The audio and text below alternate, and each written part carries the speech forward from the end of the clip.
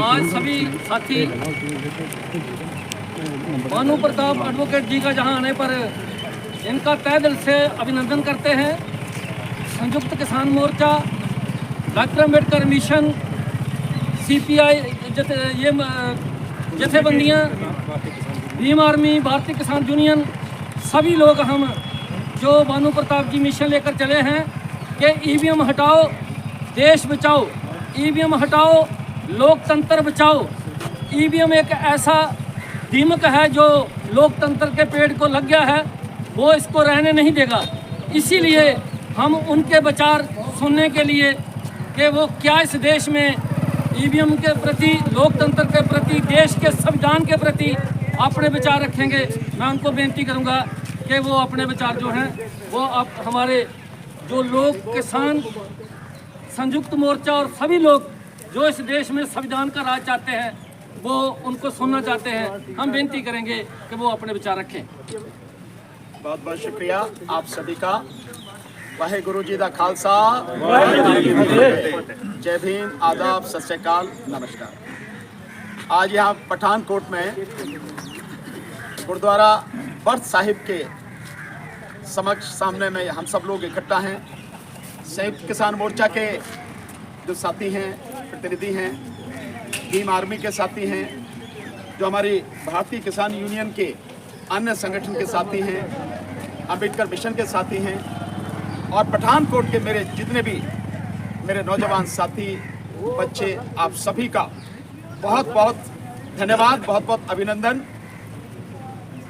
मेरे पास शब्द नहीं है कि दिल्ली से इतनी दूर आके और मैं जो जज्बा, जो जोश आपके बीच में देख रहा हूं, इस EVM को हटाने की लड़ाई के लिए मेरा सर वाकई आपके जज्बे के सामने झुकता है, आपको नमन करता है। साथ ही EVM को हटाने की लड़ाई कोई साधारण लड़ाई नहीं, ये किसी एक जाति या किसी एक धर्म की लड़ाई नहीं।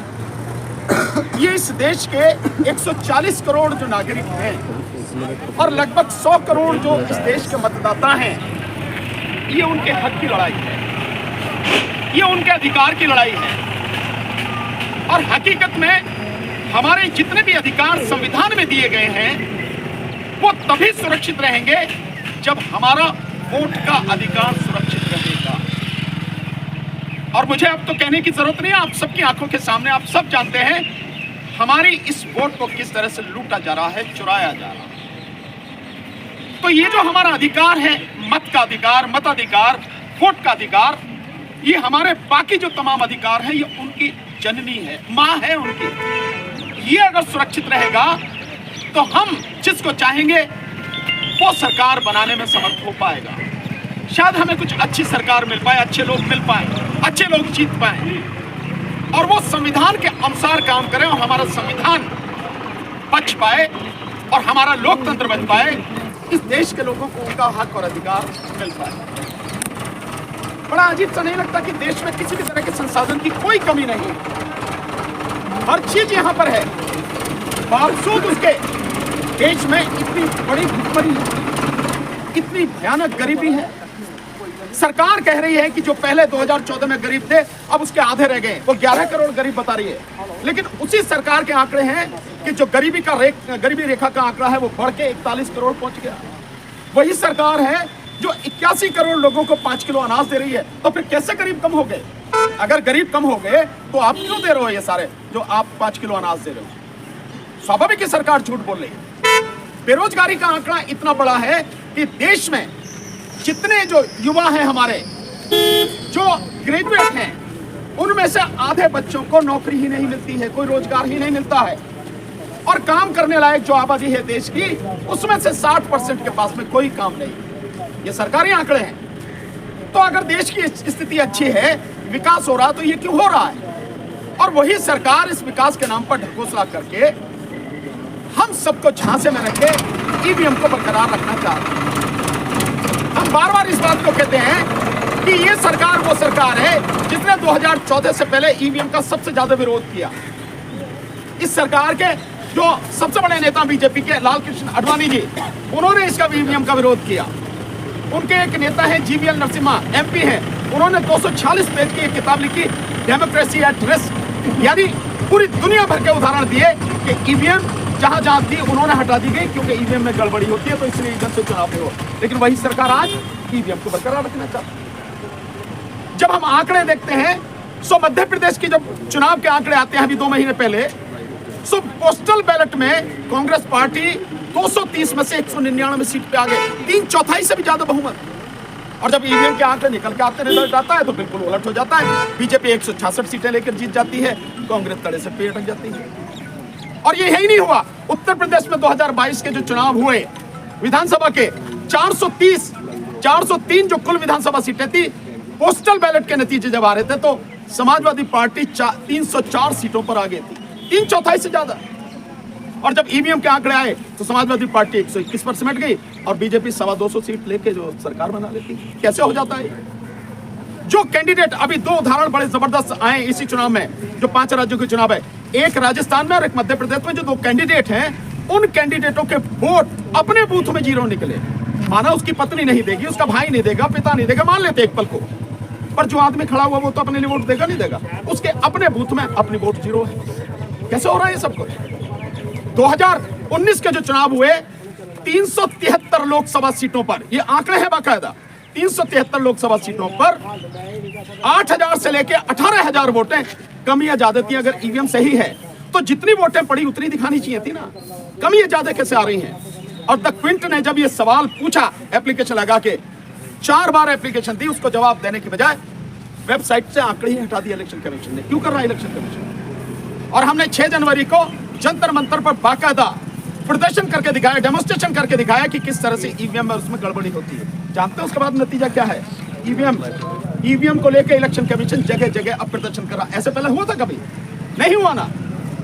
तो पुराने पहलवान अखाड़े में उतारे हैं ईवीएम को बचाने के लिए, जो मिस्टर कुरैशी हैं, जो पुराने चीफ इलेक्शन कमीशन रहे हैं, और एक मिस्टर रावत, इन दोनों को निकाला है कि नहीं, ईवीएम में गड़बड़ी नहीं। क्यों हम आपकी बात पर विश्वास करें? हैं कौन आप? इलेक्शन कमीशन इस देश में जनता का नौकर है, is a public servant, nothing else. और उसको संविधान में इसलिए पावर इतनी ज्यादा दी गई है कि वो इंडिपेंडेंटली काम कर सके और लोगों को बता सके कि जो काम मैं कर रहा हूं, आपका चुनावी प्रक्रिया पूरी तरह से स्वतंत्र, निष्पक्ष और पारदर्शी होगी। वो पारदर्शिता की कोई बात नहीं करता, वो कहता है कि जो मैं कह रहा हूं बात कर लो। कौन है भाई तू? कोई संत महाराज हो तुम्हारी बात पर विश्वास कर ले? हमें क्यों जरूरत है आपकी बात पर विश्वास करने की? आप दिखाओ कि ये बड़ा सामने, सब देख लो अपनी आंखों से। अनपढ़ से अनपढ़, अशिक्षित से अशिक्षित व्यक्ति इस बात को सुनिश्चित कर सके आंखों से देख के, फिजिकली, कि जो प्रक्रिया है पूरी तरह से साफ सुथरी है, इसमें कहीं कोई दिक्कत नहीं। पर जो मशीन इस्तेमाल हो रही है, जिस मशीन में बटन दबाते हैं उसमें वोट जाती नहीं, उसकी गिनती नहीं होती, उसका पता नहीं, और जिसकी गिनती होती है वो सब अंधेरे में। हमें नहीं पता कि हमारी वोट गई भी है, नहीं भी गई है, गई है तो कहां गई है, क्या स्थिति है, कुछ नहीं पता। और जिसमें पर्ची दिखाई जाती है वो पर्ची के दर्शन करा दिए जाते हैं 7 सेकंड में। आप सब लोग, सब समझदार लोग हैं, 7 सेकंड में, जबकि आपको पहले से नहीं बताया गया, क्या आप देख पाएंगे कि पर्ची किधर दिखेगी? वो काला से शीशा होता है, उसमें 7 सेकंड में आदमी सोच नहीं पाता। 80% लोग देख नहीं सकते और वो पर्ची उसी में गिर जाती है, आपके हाथ में भी नहीं मिलती। क्या आपने देख ली तो भैया हाथ में लेके देख लें, हाँ बिल्कुल सही है, और फिर डिब्बे में ये भी कोई व्यवस्था नहीं। सब कुछ अंधेरे में है। अब ये अंधेरे में चलने नहीं देंगे। इस देश में सुप्रीम कोर्ट के जजेस, हाई कोर्ट के जजेस, नीचे डिस्ट्रिक्ट कोर्ट के जजेस, आईएएस ऑफिसर, आईपीएस ऑफिसर, पढ़े लिखे सारे doctors, engineers, except software engineer, सारे प्रोफेसर, सारे डिग्री वाले लोग, पीएचडी किए हुए लोग, कोई नहीं जानता। जब ये पढ़े लिखे नहीं जानते तो अनपढ़ क्या जानेगा? जो अशिक्षित है वो क्या जानेगा कि ये सब तमाशा क्या है? और हम यही बात करें, मुझे आज तक किसी सुप्रीम कोर्ट के जज ने, हाई कोर्ट के जज ने, किसी आईएएस आईपीएस ऑफिसर ने नहीं ये कहा कि मैं जानता हूं कि ईवीएम मशीन की तकनीक क्या और कैसे काम करती है। ओपन सवाल पूछ रहा हूं सबसे। तो 99% से ज्यादा वोटर नहीं जानता कि जिस प्रक्रिया से चुनाव कराया जा रहा है वो कैसे काम करती है, और हम सारे के सारे सालों से अंधे की तरह वोट डालते चले आ रहे हैं, चुनाव होता चला जा रहा है, सरकार लूटती जा रही है। मैं तो इसलिए ओपन चैलेंज दे रहा हूं मोदी जी को कि मोदी जी, आप जो कहते हो आपकी विकास की यात्रा की वजह से बहुत लोग आपको पसंद करते हैं। भाई जब आपको पसंद ही करते हैं तो आप ही को जिताएंगे ना। तो आप एक बार बैलेट पेपर से चुनाव करवाओ, होने दो आप, और आप खुल के सामने आओ, दूध का दूध पानी का पानी हो जाएगा। अगर लोग चाहते तो आप ही को जिताएंगे।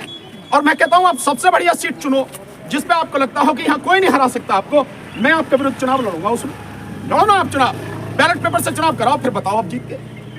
लेकिन उन्हें मालूम है कि वो बेईमानी से जीत रहे हैं, इसलिए इस चुनाव के लिए विरोध कर रहे हैं। लगातार इलेक्शन कमीशन को उतार दिया है, दो पुराने इलेक्शन कमिश्नर को उतार दिया है मैदान में। लेकिन मैं आपको विश्वास दिलाता हूं कि जो आज आपने यहाँ ये सारा जो नजारा मैं देख रहा हूं, जो अभी हमारी ट्रैक्टर रैली होने वाली है आज संयुक्त किसान मोर्चा और सारे हमारे किसान संगठनों की, जिसमें मुझे आज आपने बुलाया है और यहां मैं देख रहा हूं कि आप खुल के ईवीएम का विरोध कर रहे हैं, इतने सारे संगठन साथी। मैं पक्के विश्वास के साथ कहता हूं, इस बार 2024 का जो चुनाव है वो ईवीएम से नहीं होगा। इलेक्शन कमीशन कुछ भी कर ले, गांव गांव में विरोध होगा। कोई भी ईवीएम गांव में घुस नहीं पाएगी, बूथ तक पहुंच नहीं पाएगी। इस बार का चुनाव केवल और केवल बैलेट पेपर से होगा, इसके अलावा नहीं होगा। बोले सोनिहाल। बंद करो, बंद करो, बंद करो, ईवीएम मशीन बंद करो, बंद करो, बंद करो। ईवीएम हटाओ, देश बचाओ। ईवीएम हटाओ, देश बचाओ। ईवीएम हटाओ, लोकतंत्र बचाओ। ईवीएम हटाओ, लोकतंत्र बचाओ। बैलेट पेपर ईवीएम हटाओ, बैलेट पेपर लाओ। ईवीएम हटाओ, बैलेट पेपर लाओ। ईवीएम हटाओ, बैलेट पेपर लाओ। ईवीएम हटाओ, बैलेट पेपर लाओ। साथियों, बस एक बात कह के मैं अपनी बात खत्म करूंगा। कल जो हमारा दिन था, क्योंकि कल 25 जनवरी मतदान दिवस था, मतदाता दिवस, तो हमने ये कहा था कि पूरे देश में जहां भी अलग अलग जिलों में जिला कलेक्टर के माध्यम से राष्ट्रपति को ज्ञापन दे। बहुत जगह पर ज्ञापन दिया गया है और आपको जानकर खुशी होगी कि उस ज्ञापन देने में बहुत बड़ी संख्या में जिले की अदालतों में काम करने वाले जो एडवोकेट हैं वो शामिल रहे। और कल जब मैं आया हूं तो पटियाला में एक बहुत बड़ी मीटिंग हुई। रमनिंदर सिंह पटियाला साहब जो कीर्ति किसान यूनियन के हैं और संयुक्त किसान मोर्चा में, वो भी उसमें शामिल थे। और आदरणीय बूटा सिंह सादीपुर साहब, जिनकी अपनी भारतीय किसान यूनियन सादीपुर है, वो उसमें शामिल थे मीटिंग में, और कई किसान आगू उसमें शामिल थे। बहुत बढ़िया मीटिंग हुई, वकील और किसान पूरे मिलकर साथ में। और उसके बाद में शाम को 6:30 बजे मैं जालंधर पहुंचा, वहां बहुत जबरदस्त मीटिंग हुई है। उसमें कई संगठनों के लोग थे और बहुत बड़ी संख्या में एडवोकेट थे, और सबने बहुत अच्छी तरह से इस आंदोलन में पूरी तरह से साथ देने का वादा किया। मैं आपसे सिर्फ एक ही बात कहने आया हूँ। मैंने उनसे कहा है कि ये हमारा प्रस्ताव संयुक्त किसान मोर्चा के सामने रखें और इसमें हमारा साथ दें, क्योंकि ये सबकी लड़ाई है, किसी एक की लड़ाई नहीं। मेरी अपनी व्यक्तिगत लड़ाई हो, मेरा साथ मत देना, पर जो सबकी लड़ाई है, आपकी भी है, आपकी भी है, आपकी भी है, हमारी भी है, सबकी है, इस लड़ाई में सबको साथ देना पड़ेगा।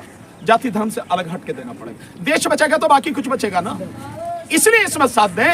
और संयुक्त किसान मोर्चा की तरफ से प्रस्ताव पास होना चाहिए बिल्कुल साफ कि ईवीएम हटाओ के आंदोलन में हम पूरी तरह से साथ हैं, और पंजाब में इस बार ईवीएम से चुनाव हम नहीं होने देंगे। मुझे विश्वास है कि आपकी तरफ से एक बार अगर यह घोषणा हुई, पूरा देश खड़ा होता चला जाएगा, क्योंकि आप पंजाब जो है इस देश के सबसे अग्रणी राज्यों में है। और आप जो आंदोलन करते हैं, मैं तो 13 महीने आपके साथ में रहा हूं, मैं जानता हूं कि अगर आप नहीं होते तो किसान आंदोलन सफल नहीं होता। आप ही की ताकत है, हरियाणा के उन भाइयों की ताकत है, दोनों ने मिलकर जो काम किया।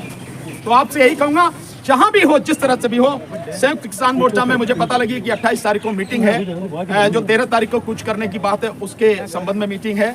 सो उनके बीच में प्रस्ताव रख के मैं भी कोशिश करूंगा, अगर मुझे अनुमति मिली तो वहां जाऊं, और मैं भी उनसे निवेदन करूं कि प्रस्ताव पास करें, बाकायदा प्रेस कॉन्फ्रेंस करके दें, और ताकि ये लड़ाई मजबूत बन सके।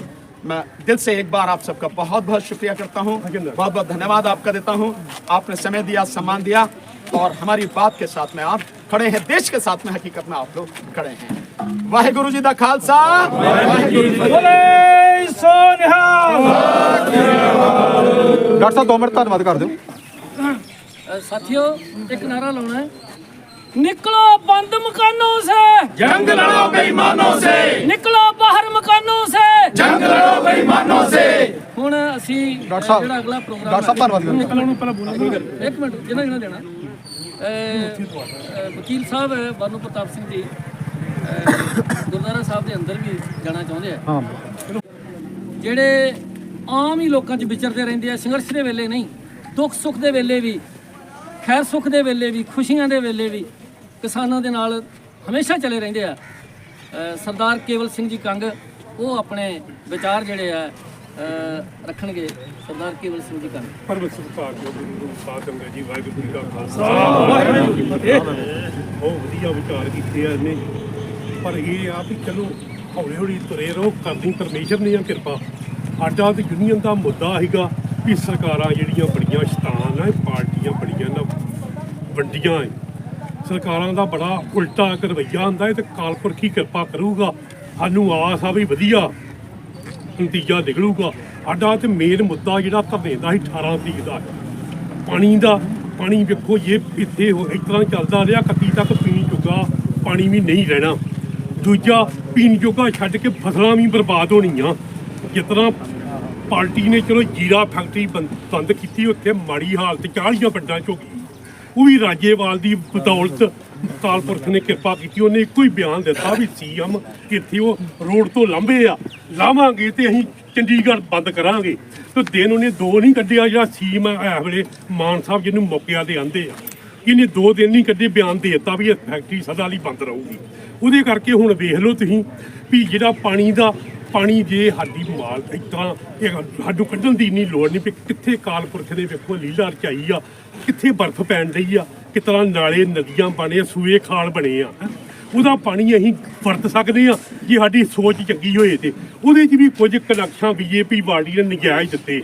ਉੱਥੇ ਲੋੜ ਹੈ ਨਹੀਂ ਕਨੈਕਸ਼ਨਾਂ ਦੀ, ਉੱਥੇ ਨਹਿਰ ਦਾ ਪਾਣੀ ਬੰਦ ਕਰਕੇ ਥੱਲਿਓਂ ਪਾਣੀ ਕੱਢਣ ਲਾਤੇ। ਕੋਈ ਏਡੀ ਸੋਚ ਵਧੀਆ ਬੀਜੇਪੀ ਦੀ ਨਹੀਂ ਜਿੰਨਾ ਚਿਰ ਰਹੀ। ਹੁਣ ਵੇਖੋ ਵੀ ਜੇ ਇੰਨਾ ਕਿ ਅਸੀਂ ਜਾਗਦੇ ਰਹੇ ਤੇ ਕਿਰਪਾ ਪਰਮੇਸ਼ਰ ਕਰੂਗਾ। ਕੋਈ ਏਡੀ ਗੱਲ ਵਕੀਲ ਸਾਹਿਬ ਦੀ ਵਧੀਆ, ਜੇ ਕਿਤੇ ਜਾਗਦੇ ਰਹੇ ਅਸੀਂ ਇਸ ਤਰ੍ਹਾਂ ਤੇ ਪਰਮੇਸ਼ਰ ਅੱਗੇ ਹਰ ਬੰਦੇ ਦਾ ਫਰਜ਼ ਬਣਦਾ 2 ਟਾਈਮ ਬੇਨਤੀ ਕਰਨੀ। ਤੇ ਜੇ ਮਨ ਬਣਾ ਕੇ ਤੁਰੇ ਰਵਾਂਗੇ ਨਾ ਤੇ ਜਿਹੜਾ ਇਹ ਝੂਠ ਆ ਜਿਹੜਾ ਥੋੜਾ ਚਿਰ ਹੀ ਚੱਲਦਾ ਹੁੰਦਾ, ਜ਼ਿਆਦਾ ਚਿਰ ਨਹੀਂ ਚੱਲਦਾ ਹੁੰਦਾ। ਜੇ ਤੁਸੀਂ ਮਨ ਬਣਾ ਕੇ ਚੱਲੋਗੇ ਨਾ ਤੇ ਪਰਮੇਸ਼ਰ ਵੀ ਸਾਥ ਦਿੰਦਾ। ਵੀ ਕੋਈ ਸਾਡੀਆਂ ਮੁੱਦੇ ਹੀ ਸਾਡੇ ਸੱਚਾਈ ਦੇ ਆ।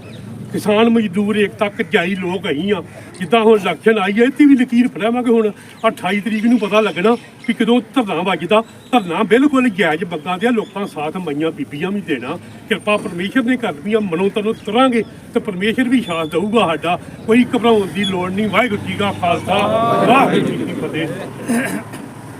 हाँ डॉक्टर साहब, ਚਲੋ ਬਹੁਤ ਬਹੁਤ ਧੰਨਵਾਦ ਇਹਨਾਂ ਦਾ ਜਿਹੜੇ ਬੰਦੇ ਆਏ ਹੁਣ ਆ। ਅਸੀਂ ਬੇਨਤੀ ਕਰਾਂਗੇ 1 ਮਿੰਟ ਲਈ ਡਾਕਟਰ ਕੇਜੇ ਸਾਹਿਬ ਨੂੰ ਜਿਹੜੇ ਧਾਰੀਵਾਲ ਤੋਂ ਆਏ ਨੇ, ਉਹ 1 ਮਿੰਟ ਲਈ ਆਪਣੀ ਗੱਲ ਕਰੋ। ਸਾਥੀਓ ਸਾਰਿਆਂ ਨੂੰ ਸਤਿ ਸ਼੍ਰੀ ਅਕਾਲ। ਅੱਜ ਬਹੁਤ ਹੀ ਖੁਸ਼ੀ ਦਾ ਦਿਨ ਹੈ ਕਿ ਅੱਜ ਅਸੀਂ ਜਿਹੜਾ ਸਾਡਾ ਗਣਤੰਤਰ ਦਿਵਸ ਮਨਾ ਰਹੇ ਹਾਂ। ਔਰ ਗਣਤੰਤਰ ਦਿਵਸ ਤੇ ਕਿਸਾਨ ਜਿਹੜੀ ਕਿ ਭਾਰਤ ਦੀ ਸਭ ਤੋਂ ਸਮਰੱਥ ਕਮਿਊਨਿਟੀ ਹੈ ਔਰ ਸਭ ਤੋਂ ਵੱਡੀ ਕਮਿਊਨਿਟੀ ਹੈ, ਉਹਨਾਂ ਨੇ ਅੱਜ ਆਪਣਾ ਜਿਹੜਾ ਪ੍ਰਦਰਸ਼ਨ ਕਰਨ ਲਈ ਜਿਹੜਾ ਹੈਗਾ ਉਹ ਟਰੈਕਟਰ ਮਾਰਚ ਕੱਢਿਆ। ਔਰ ਉਸ ਟਰੈਕਟਰ ਮਾਰਚ ਨੂੰ ਝੰਡੀ ਦਿਖਾਉਣ ਵਾਸਤੇ ਸਾਡੇ ਬਹੁਤ ਹੀ ਸਤਿਕਾਰਯੋਗ ਵਕੀਲ ਸਾਹਿਬ ਭਾਨੂ ਪ੍ਰਤਾਪ ਸਿੰਘ ਜੀ, ਜਿਹੜੇ ਕਿ ਇਸ ਸਮੇਂ ਭਾਰਤ ਦੇ ਲੋਕਤੰਤਰ ਨੂੰ ਬਚਾਉਣ ਲਈ ਬਹੁਤ ਵੱਡਾ ਕੰਮ ਉਹਨਾਂ ਨੇ ਆਰੰਭਿਆ ਹੈਗਾ। ਤੁਸੀਂ ਸਾਰੇ ਜਾਣਦੇ ਹੋ ਕਿ ਇਹ ਜਿਹੜੀ ਈਵੀਐਮ ਮਸ਼ੀਨ ਜਿਹੜੀ ਹੈਗੀ ਇਹ ਬਿਲਕੁਲ ਇੱਕ ਧੋਖਾ ਹੈਗਾ। ਈਵੀਐਮ ਮਸ਼ੀਨ ਜਿਨ੍ਹਾਂ ਦੇਸ਼ਾਂ ਦੇ ਵਿੱਚ ਬਣੀ ਹੈ, ਜਾਪਾਨ, ਅਮਰੀਕਾ, ਫਰਾਂਸ, ਉਹਨਾਂ ਨੇ ਦੇਖਿਆ ਵੀ ਇਹ ਗੜਬੜ ਕਰ ਸਕਦੀ ਹੈ, ਇਲੈਕਟ੍ਰੋਨਿਕ ਚੀਜ਼ਾਂ ਗੜਬੜ ਹੋ ਸਕਦੀ ਹੈ, ਸਭ ਕੁਝ ਹੋ ਸਕਦਾ, ਉਹਨਾਂ ਨੇ ਬੰਦ ਕਰਤੀ ਹੈ। ਪਰ ਸਾਡੀ ਭਾਰਤ ਸਰਕਾਰ ਜਿਹੜਾ ਸਾਡਾ ਇਲੈਕਸ਼ਨ ਕਮਿਸ਼ਨ ਹੈ, ਇੰਨੇ ਵਿਰੋਧ ਦੇ ਬਾਵਜੂਦ ਉਹਨੂੰ ਖਤਮ ਨਹੀਂ ਕਰ ਰਿਹਾ। ਸੋ ਜੇ ਤੁਸੀਂ ਚੰਗੀ ਸਰਕਾਰ ਲੈ ਕੇ ਆਉਣੀ ਹੈ, ਜੇ ਆਪਣੇ ਬੋਰਡ ਦੇ ਨਾਲ ਸਰਕਾਰ ਲੈ ਕੇ ਆਉਣੀ ਹੈ ਤੇ ਫਿਰ ਸਾਨੂੰ ਬੈਲਟ ਪੇਪਰ ਤੇ ਆਉਣਾ ਪਏਗਾ। ਫਿਰ ਈਵੀਐਮ ਮਸ਼ੀਨਾਂ ਜਿਹੜੀਆਂ ਨੇ ਉਹਨਾਂ ਨੂੰ ਬੰਦ ਕਰਵਾਉਣਾ ਪਏਗਾ। ਸੋ ਅਸੀਂ ਭਾਨੂ ਪ੍ਰਤਾਪ ਸਿੰਘ ਜੀ ਦਾ, ਵਕੀਲ ਸਾਹਿਬ ਦਾ ਇੱਥੇ ਪਹੁੰਚਣ ਤੇ ਬਹੁਤ ਬਹੁਤ ਧੰਨਵਾਦ ਕਰਦੇ ਹਾਂ। ਔਰ ਇਹਨਾਂ ਨੂੰ ਆਸ਼ਵਾਸਨ ਦਿੰਦੇ ਹਾਂ ਕਿ ਡਿਸਟ੍ਰਿਕਟ ਗੁਰਦਾਸਪੁਰ ਔਰ ਪਠਾਨਕੋਟ ਦੇ ਵਿੱਚ ਇਹਨਾਂ ਦੀ ਕਾਲ ਤੇ ਆਲਰੇਡੀ ਈਵੀਐਮ ਦੇ ਵਿਰੋਧ ਦੇ ਵਿੱਚ ਜਿਹੜੀ ਹੈਗੀਆਂ ਉਹ ਰੈਲੀਆਂ ਕੱਢਣੀਆਂ ਸ਼ੁਰੂ ਹੋ ਚੁੱਕੀਆਂ ਨੇ। ਅਸੀਂ ਇਹਨਾਂ ਦੇ ਨਾਲ ਬਿਲਕੁਲ ਸਾਥ ਦੇਵਾਂਗੇ।